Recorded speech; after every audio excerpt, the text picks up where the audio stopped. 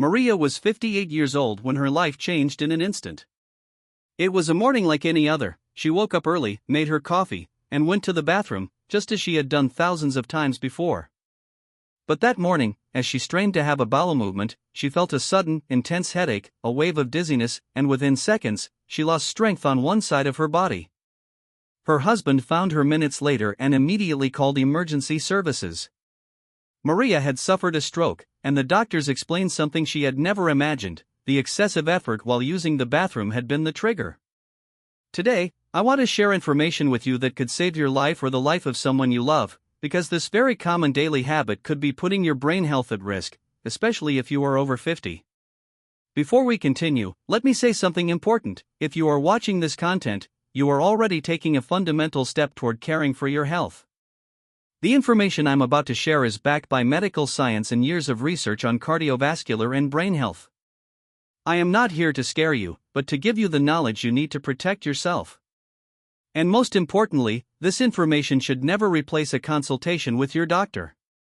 If you have doubts or symptoms, always seek professional help. Your doctor knows your medical history best and can guide you in a personalized way. Now, let's talk about that habit that millions of people practice without knowing it can be dangerous: straining excessively to have a bowel movement. It might seem so simple, so mundane, that we would never think it could have serious consequences. But when we understand what happens in our body during that effort, it all makes sense. Every time we strain to go to the bathroom, especially when we are constipated, we are performing what doctors call the Valsalva Maneuver. This technical name refers to what happens when we hold our breath and push hard, increasing the pressure inside our abdomen and, at the same time, inside our chest. Imagine your circulatory system is like a network of delicate pipes carrying blood to every corner of your body, including your brain. When you strain excessively in the bathroom, it's as if you were closing an important valve and increasing the pressure throughout the entire system. What happens in those moments is fascinating and terrifying at the same time. Blood pressure can spike suddenly and dramatically. In a young person with flexible, healthy blood vessels, the body can handle these temporary pressure increases without major issues. But when we reach age 50 or older, our blood vessels have changed. Over time, and especially if we've had high blood pressure, high cholesterol, diabetes, or if we smoke, our arteries become stiffer, less flexible, and in some cases, may have fatty plaque buildup on their walls. Here is where the story gets serious. When a person with these conditions strains intensely to empty their bowels, that sudden spike in pressure can be the tipping point. It can cause a piece of plaque to break loose and travel to the brain, blocking an artery and causing an ischemic stroke, which is the most common type. Or, if the blood vessels are weakened, that pressure increase can cause one of them to rupture, resulting in a hemorrhagic stroke, where there is bleeding inside the brain. Both situations are medical emergencies requiring immediate attention. You might be wondering, how many people actually suffer a stroke because of this? It's a valid question. While it isn't the most common cause of strokes, it is a recognized trigger, especially in people who already have other risk factors. Medical studies have documented cases where the effort of straining was the exact moment the cerebrovascular event occurred. The important thing isn't so much the exact number of cases, but understanding that this is a real and preventable risk. Think of it this way: if you could avoid a risk simply by changing a habit, wouldn't you? Now, pay close attention to this point because it is crucial. The real problem isn't going to the bathroom, obviously, we all need to do that. The problem is the chronic constipation that leads us to strain excessively time and time again. Constipation is much more common after age 50 than most people believe. In fact, it is estimated to affect nearly a third of older adults to some degree. And the reasons are multiple. Our digestive system slows down with age. Many of us take medications that list constipation as a side effect. Sometimes we don't drink enough water, our diet may lack sufficient fiber, and we tend to be less physically active than we were when we were younger. Let me tell you the story of Roberto, a 62-year-old man who came to my attention through a medical colleague. Roberto was an active man. He played golf on weekends, tended to his garden, and considered himself reasonably healthy. Yes, he had high blood pressure controlled by medication, and his cholesterol was slightly elevated, but nothing that worried him too much. However, Roberto had a problem he considered minor and almost never spoke about: he suffered from constipation. He would go days without a bowel movement, and when he finally did, he had to strain considerably. One afternoon, after spending nearly 10 minutes in the bathroom pushing, Roberto stood up feeling dizzy. He thought it was just because he had been sitting for too long, but when he tried to walk, he noticed he was dragging one foot. His wife, alarmed, took him to the hospital immediately. Roberto had suffered a small stroke, what doctors call a transient ischemic attack, TIA. He was lucky, he made a full recovery. But the doctors were very clear with him, his chronic constipation and the excessive straining had been major contributing factors. So, what should you do with this information? First, recognize if you are constipated. And no, it is not normal to go several days without a bowel movement, even if many people consider it normal for them. Doctors generally define constipation as having fewer than 3 bowel movements per week, or having movements that require excessive straining or produce very hard stools. If you identify with this, it's time to take action. But here comes a part one want you to understand very well. I am not suggesting you self-medicate or take laxatives without medical supervision. What I'm going to share with you are science-backed lifestyle changes, but always consult your doctor, especially if you have existing health conditions or take medications. The first line of defense against constipation is something so simple that many overlook it: water. Our intestines need water to keep stools soft and easy to pass. As we age, our sense of thirst diminishes, meaning we can be dehydrated without even feeling thirsty. The general recommendation is to drink at least 8 glasses of water a day, but this can vary depending on your weight, activity level, and the climate where you live. A practical way to know if you are well hydrated is to look at the color of your urine. It should be a light yellow, almost transparent. If it is dark yellow, you need to drink more water. The second fundamental ally is fiber. Fiber is like a sponge that absorbs water and increases stool volume, making it softer and easier to expel. There are 2 types of fiber: soluble, which dissolves in water and helps control blood sugar and cholesterol, and insoluble, which doesn't dissolve and helps move things through the gut. We need both. Fruits like apples, pears, and prunes are excellent sources of fiber. Vegetables, especially leafy greens, broccoli, and carrots, are also important.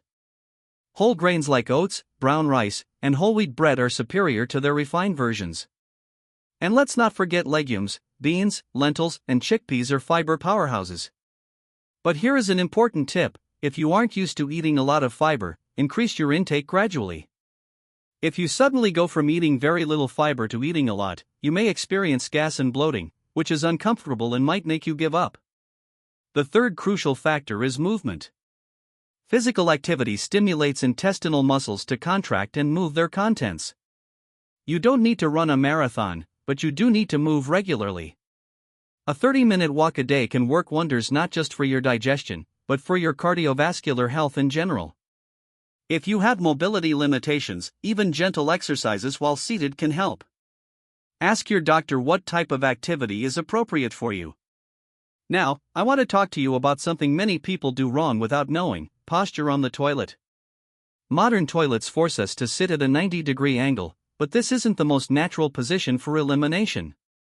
When you sit like this, a muscle called the puborectalis creates an angle that hinders evacuation. That's why many people feel they need to push harder. There is a simple solution: elevate your feet while sitting on the toilet. You can use a small step stool or even a stack of old books. By raising your knees above hip level, you change the angle of the rectum and facilitate natural evacuation. This may seem like a minor detail, but for many people, it makes a significant difference. It is also important that we talk about the time you spend in the bathroom. If you sit on the toilet and nothing happens after 5 or 10 minutes, don't stay there straining. Get up, walk around a bit, drink some water, and try again later. Forcing the issue when your body isn't ready only increases the risk of problems, including the dangerous rise in blood pressure we've been talking about. Let me share with you some warning signs you should never ignore. If you experience a sudden, intense headache while in the bathroom or immediately after, especially if it's different from any headache you've had before, this is an emergency. If you feel sudden weakness or numbness on one side of your body, if your face droops on one side, if you have difficulty speaking or understanding what others are saying, if your vision becomes blurry or you lose vision in one or both eyes, or if you experience severe dizziness or loss of balance, you need immediate medical attention. These are classic signs of a stroke, and every minute counts. Doctors have a saying, time is brain. The faster you receive treatment, the better your chances of recovery. But there are also less dramatic warning signs you shouldn't ignore. If you notice your bowel pattern has changed significantly, if you see blood in your stool or on the toilet paper, if you have persistent abdominal pain, if you lose weight for no apparent reason, or if constipation appears suddenly and doesn't improve with diet and lifestyle changes, you need to see your doctor. These symptoms can indicate problems that go beyond simple constipation and require professional evaluation. Now, let's talk about medications. Many common drugs can cause constipation as a side effect. Opioid painkillers are notorious for this, but so are some blood pressure medications, certain antidepressants, antihistamines, and even some iron supplements. If you suspect your medication is causing constipation, never, and I want to emphasize this, never stop taking your medication without consulting your doctor. There may be alternatives or ways to manage the side effect while still receiving the benefit of the medication you need. I want to take a moment to speak specifically to those of you who have high blood pressure, because this is especially important for you. Hypertension is known as the silent killer because it often causes no symptoms until it causes something catastrophic like a stroke or heart attack.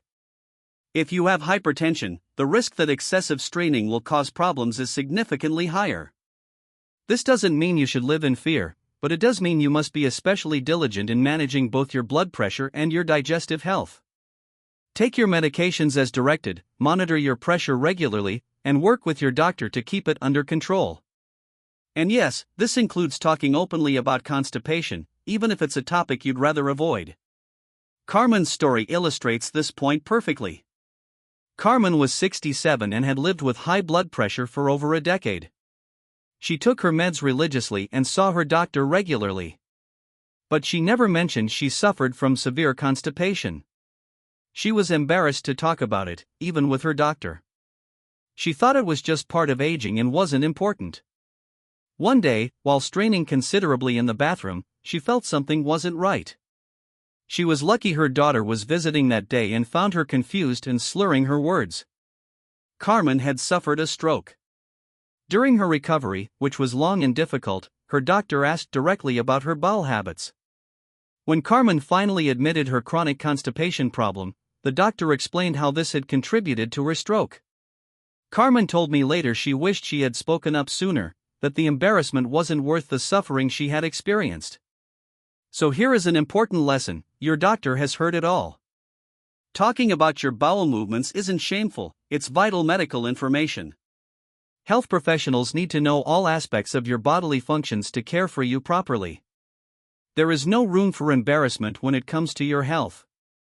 Now I want to talk about something that can help a lot: establishing a routine. Our gut responds well to regular patterns. Try to go to the bathroom at the same time every day, preferably after a meal when intestinal activity is naturally stronger. Do not ignore the urge to go when you feel it. Many people suppress the urge because they are busy or away from home, and this can train your body to become less sensitive to these signals over time, worsening constipation. I also want to mention something about stress, because stress affects our digestive system in ways we often don't recognize. When we are stressed, our body goes into fight or flight mode, and digestion is not a priority in that state. Chronic stress can contribute significantly to constipation. Finding ways to manage stress, whether through meditation, yoga, hobbies you enjoy, or spending time with loved ones, improves not only your mental health but also your digestive health. Let me share some additional practical strategies that have helped many people. In the morning, before breakfast, drink a large glass of warm water, some add a little lemon juice. This can stimulate bowel movement. Include foods that naturally help with regularity. Prunes are famous for this, but you can also try kiwi, which studies have shown can be effective for constipation. Yogurt with live beneficial bacteria cultures can help maintain a healthy balance in your gut microbiome, which is important for digestion. Some people find that a tablespoon of olive oil on an empty stomach helps. Others swear by a specific herbal tea. The important thing is to find what works for you. always within the context of a healthy, balanced diet. But again, and I cannot emphasize this enough, if these lifestyle changes aren't working, don't suffer in silence. Do not resort to laxatives regularly without medical supervision, because some types of laxatives can create dependency, meaning your bowel will stop functioning correctly without them. Your doctor can evaluate if there is an underlying cause for your constipation that needs to be treated and can prescribe safe and effective options if necessary. It is also important to mention that there are medical conditions that can cause constipation and need to be ruled out. Hypothyroidism, for example, can slow down your entire metabolism, including digestion. Diabetes can affect the nerves that control the intestines. Neurological diseases like Parkinson's can affect bowel function. There are many possibilities, and only a doctor can make the correct diagnosis. I want you to understand something fundamental: preventing constipation isn't just about avoiding the risk of a stroke, although that is important. It is about your quality of life. Chronic constipation is uncomfortable, can cause hemorrhoids, anal fissures, affect your appetite, energy levels, and mood. It can make you avoid social situations. It can affect your sleep. You deserve to live comfortably in your own body. Let me also address something many older people face but rarely talk about: the fear of falling. If you have balance issues or have suffered falls, you might be avoiding going to the bathroom when you need to because you're worried about falling on the way or while you're there. This is a real and understandable problem, but ignoring your need to go only worsens constipation and, ironically, can increase your risk of more serious health issues. If this is your case, talk to your doctor about safety strategies. Maybe you need a grab bar in the bathroom or a special chair. There is no shame in asking for the adaptations you need to stay safe. I also want to address a common myth, that it is normal and expected for older adults to suffer from constipation. This is simply not true. Yes, there are changes in the digestive system with age, but chronic constipation is not an inevitable part of aging. With the right strategies, most people can maintain healthy bowel function at any age.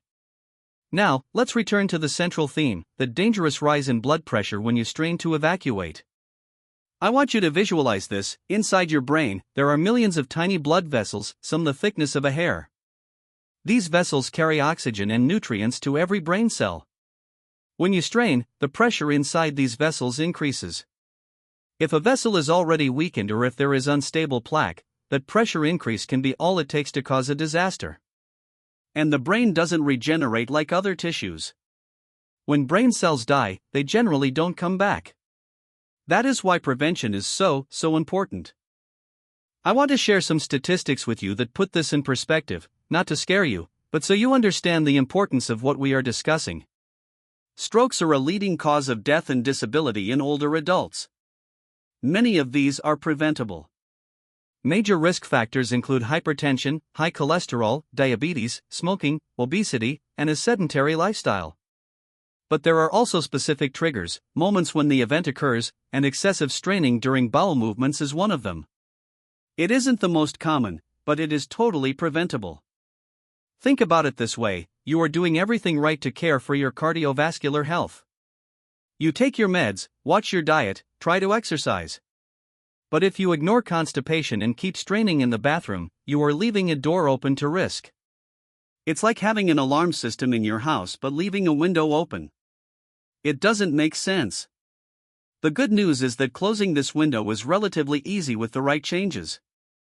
Let me tell you about Jorge, who at 71 decided to take control of his digestive health after his best friend suffered a stroke. Jorge had always had constipation problems but never gave it much thought. After his friend's scare, Jorge spoke with his doctor, increased his fiber intake, started walking 30 minutes every morning, and established a regular bathroom routine. Within 3 months, his life had changed. Not only was he having regular bowel movements without effort, but he felt more energetic, had lost some weight, and his blood pressure had improved.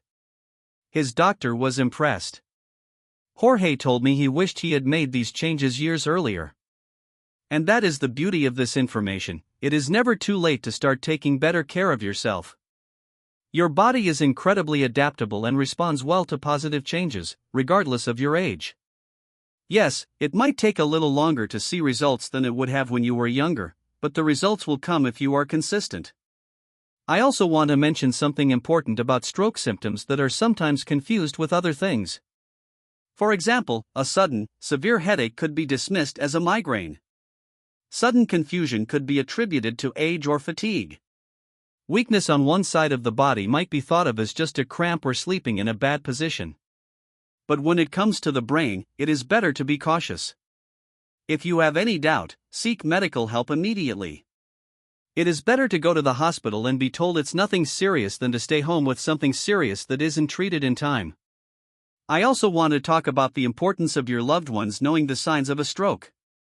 Sometimes, the person experiencing the stroke doesn't fully realize what is happening, especially if it affects their thinking ability. Your family or close friends can recognize the signs and seek help. There is a simple acronym that can help: FAST, which stands for face, arms, speech, time. Is the face drooping on one side? When lifting both arms, does one drift downward? Is speech slurred or strange? If the answer is yes to any of these, it is time to call emergency services immediately. Now, I want to close this circle and return to where we started, with Maria. After her experience, Maria made significant changes. She worked with a nutritionist to improve her diet, started walking regularly, and spoke openly with her doctor about her digestive health. But most importantly, Maria decided to share her story to help others. She told me that if her experience could prevent even one person from going through what she went through, it was worth talking about. And that is what I hope to achieve with this information, that you, or someone you know, can benefit from this knowledge. So, what should you remember from all this?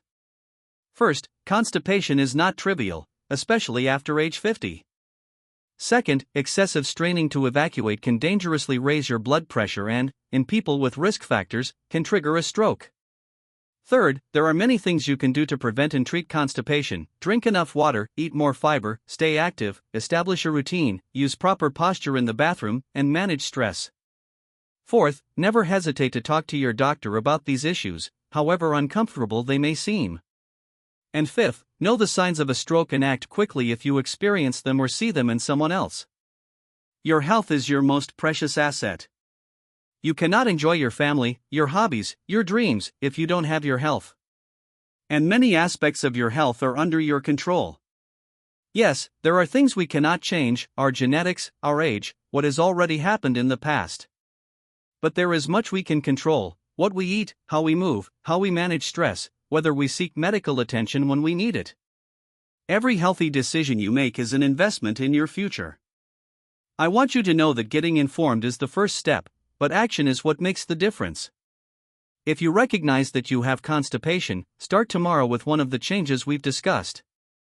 Maybe it's drinking more water. Maybe it's adding more fruits and vegetables to your diet. Maybe it's taking a walk after breakfast. You don't have to do it all at once. Small changes, when maintained over time, create big results. And if you have risk factors for cardiovascular disease, high blood pressure, high cholesterol, diabetes, a history of smoking, or a family history of strokes or heart disease, please take this information especially seriously. Talk to your doctor at your next appointment. Don't wait for something bad to happen. Prevention is always better than treatment. I want to leave you with a final thought. Your body has served you well during all these years. It has worked tirelessly, day and night, to keep you alive and functioning. It deserves to be taken care of. And part of taking care of it well is paying attention to things that might seem small or insignificant, like your bathroom habits. Because sometimes, it is precisely these seemingly small things that can make the biggest difference in your health and your quality of life. I appreciate you taking this time to learn about something so important. Knowledge is power, but only when it is applied. So I encourage you to take what you've learned today and use it to improve your life. And if you know someone who could benefit from this information, share it. It could be the most valuable gift you give someone. Take care, be kind to yourself, and remember that it is never too late to make positive changes in your health. Your brain, your heart, and your whole body will thank you.